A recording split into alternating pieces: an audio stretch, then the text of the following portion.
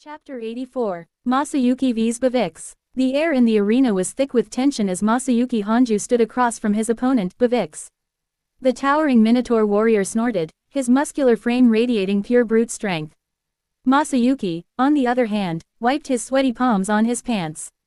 He knew he was outclassed in raw power, but he had one thing on his side, his unique skill, Chosen One. Diablo, the referee, raised his hand as he announced, "Begin." WADEVV wasted no time. He charged forward with incredible speed, his massive axe gleaming under the arena lights. Masayuki instinctively raised his sword, but he knew blocking wasn't an option. WADEVV was far too strong. "I'm so dead," he thought, but at that very moment, Chosen One activated. Just as WADEVV swung his axe in a devastating horizontal arc, a stray gust of wind kicked up dust directly into his eyes. "Gah, what the?" WADEVV snarled, his vision blurred. Masayuki, now panicking, swung his sword wildly in response. His blade completely missed WADEVV, but instead, the motion caused him to slip backward. By sheer dumb luck, his unintentional stumble made him avoid the Minotaur's axe by mere inches.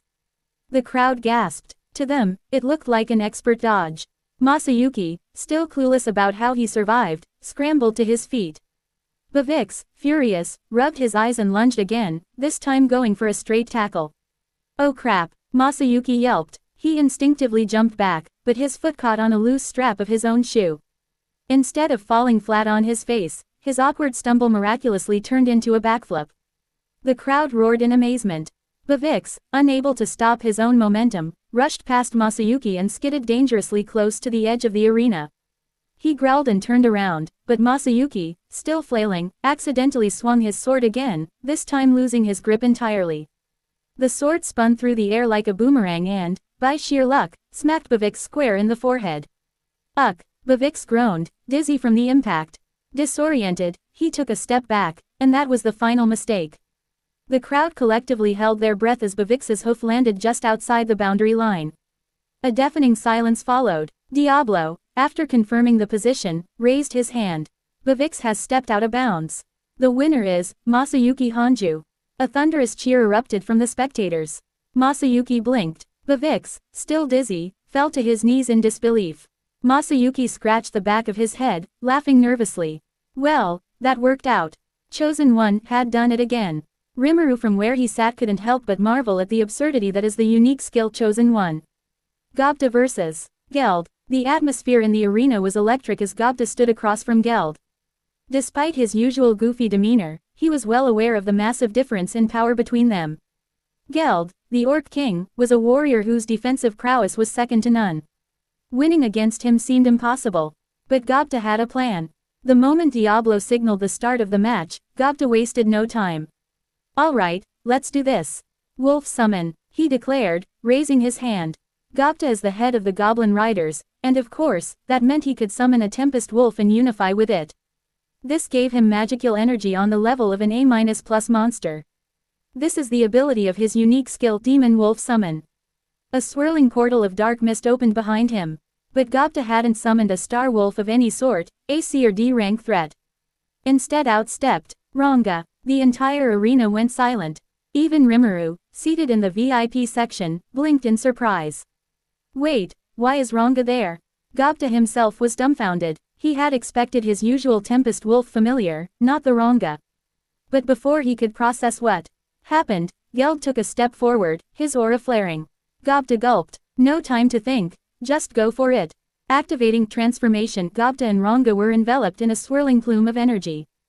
Geld, recognizing the danger, charged forward to stop the fusion. But it was too late. The dark mist faded, revealing Gobta's new form, an imposing, bipedal wolf monster, standing taller than ever before. His body radiated a terrifying presence, his claws crackling with electricity. His once goofy expression was replaced with something almost feral. Rimuru leaned forward. No way, Gobta actually fused with Ranga. All of Rimuru's executives were just as shocked as him.